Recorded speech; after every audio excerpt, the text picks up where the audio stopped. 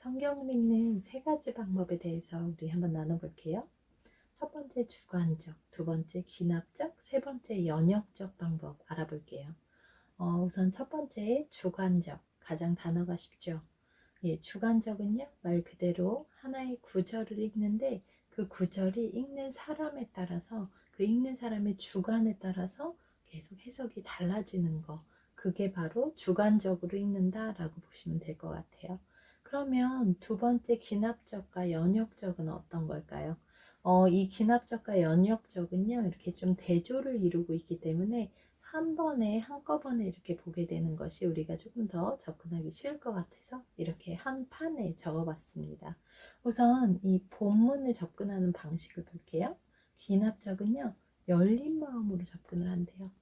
연역적은요, 이미 정해진 결론으로 본문을 접근한답니다. 무슨 얘기냐면 연역적은 이미 정해진, 그러니까 결론이 만약에 A다 라고 하면 여긴 처음부터 끝까지 계속 A인 거예요. A에 대해서만 계속 나와요. 그런데 귀납적 방법은 그럼 무슨 얘기냐면 결론이 A일 수도 있지만 B, C, D 다른 결론이 날 수도 있어 라고 하는 것이 바로 열린 마음이라고 보면 되겠죠. 하나의 구절을 좀 예를 들어볼까요? 디모데 전서 2장을 한번 볼게요. 2장에 이런 내용이 있어요. 9절이요. 자기를 단장하고 따은 머리와 금이나 진주나 값진 옷으로 하지 말고 라고 나와 있어요. 자, 이 구절을 갖고 이렇게 하나의 구절만 한번 본다면 따은 머리 하지 말고 라는 문장으로 예를 들면 연역적은 이렇게 생각해요. 따은 머리 성경에서 머리 따지 말라고 했잖아. 그런 특히 여자들 머리 따지 말라고 했잖아. 남자들은 괜찮지만 지금 교회에서도 그러니까 머리 따지 마세요 라는 결론으로 접근을 한다고 칩시다. 그런데 귀납적은 어때요? 여기는 따지 말라고 되어 있긴 했지만 그게 좀 다른 뜻이 있을 수 있는 거 아니야? 라고 접근하는 것이 바로 귀납적 방법이라는 거예요. 그렇다면 목적은 무엇일까요? 귀납적은요, 이 열린 마음 속에서 뭘 하고 싶냐면 발견을 하고 싶은 거예요. 새로운 사실을 발견을 해야겠죠. 연역적은요, 이미 정했어요. 결론을 냈기 때문에 뭘 하고 싶어요? 그것이 맞다라는 걸 증명하고 싶은 게 연역적 방법입니다. 그렇다면 어떻게 시작하면 될까요? 귀납적은요, 관찰로 시작을 해요.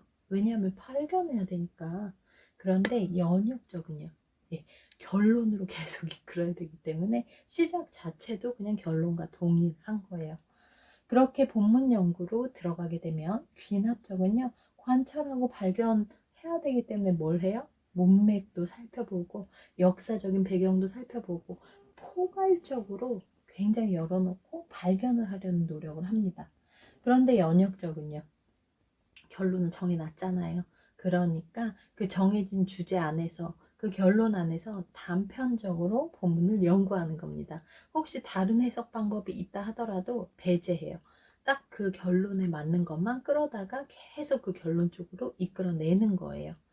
그러다 보니까요, 혹시라도 잘못된 이해가 있었다면 귀납적 방법은 어떨까요? 바로 잡을 수 있어요. 혹시 처음 시작이 잘못됐다 하더라도 이게 뭘까라고 물음표로 시작했기 때문에 바로 잡을 수가 있는데 연역적 방법은요. 바로 그 잘못된 이해를 굳혀버릴 수가 있는 거죠.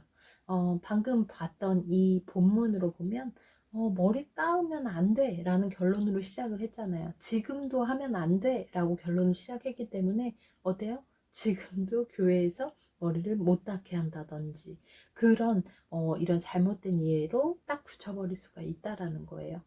이야기를 하다 보니까 그럼 궁금증 생겨요? 주관적이나 연역적은 왠지 별로 아닌 것 같고 귀납적 방법이 가장 좋은 방법인가? 네. 귀납적 방법이 굉장히 좋은 방법은 맞아요.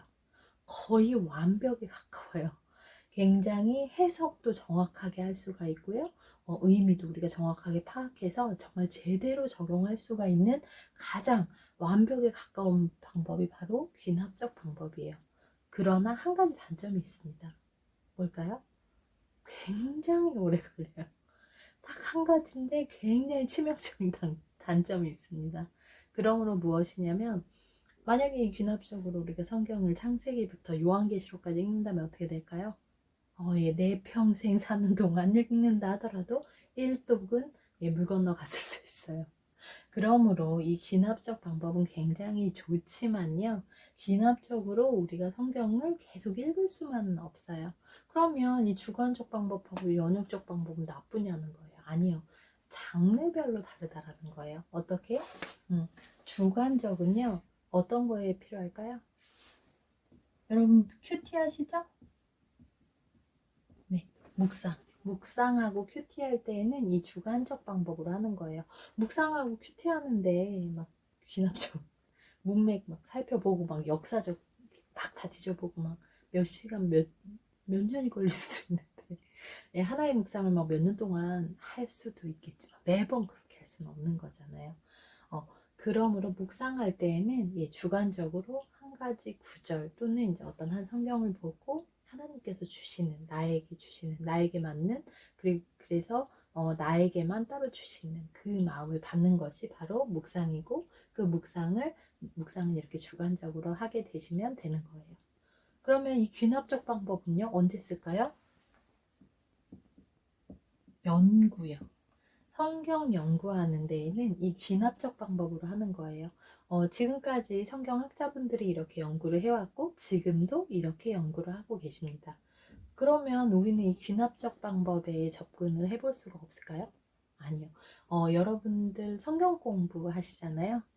아시죠? 네. 교회나 보통 이제 선교단체 이런 곳에서 성경 공부를 하시게 되는데 그럴 때 이 귀납적 방법에 대해서 어느 정도의 맛배기를 해보실 수가 있을 거예요. 그래서 이렇게 성경 공부할 때 우리는 귀납적 방법을 경험할 수가 있고요. 그렇다면 연역적은 쓸모가 없냐? 아니요. 연역적, 이 귀납적으로 확인이 다 된, 확실하게 확인이 다 완료가 된 내용으로 연역적으로 전달을 하는 거예요. 설교, 강의 이런 것들이요. 설교나 강의를 귀납적으로 한다면 예, 말도 안 되겠죠. 너무 하루 종일 걸리고 다 자겠죠. 막 뭐 저자 하나 이게 바울이 썼는지 안 썼는지 그거를 막 찾아내는데 예배 한 번 드리는데 막 몇 시간뿐만 아니라 일주일 내내 걸리고 그럴 수는 없는 거잖아요. 그렇기 때문에 연역적으로는요, 확인이 귀납적으로 완료가 된 그 내용으로 연역적으로 전달을 하는 거예요. 그런 방식으로 이렇게 주관적, 귀납적, 연역적으로 우리가 성경을 읽게 되면 되는 거예요. 근데 이 성경을 읽을 때에는 이렇게 읽는데 또 우리가 알아둬야 될 일이 있어요. 될 것이 있어요. 뭐냐면 일관성이 있어야 되고요. 그리고 또 하나 객관적이어야 된다는 거예요. 뭐냐면 자 만약에 창세기 구약에서 그 제시하는 바가 만약에 그 요한계시록에서 제시하는 바랑 달라요. 그러면 우리가 어떤 걸 믿어야 되죠? 예수님이 메시아라고 하는데 신약에서는 다르게 이야기해요. 다른 사람이 메시아래요. 우리가 그럼 어떤 걸 믿어야 되냐고요.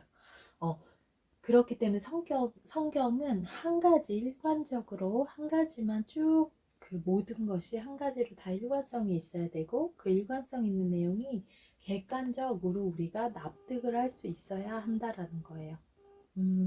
이 성경이 있어요. 신약에서 보면 야고보서의 믿음과 로마서의 믿음이 상충되는 것처럼 보여요.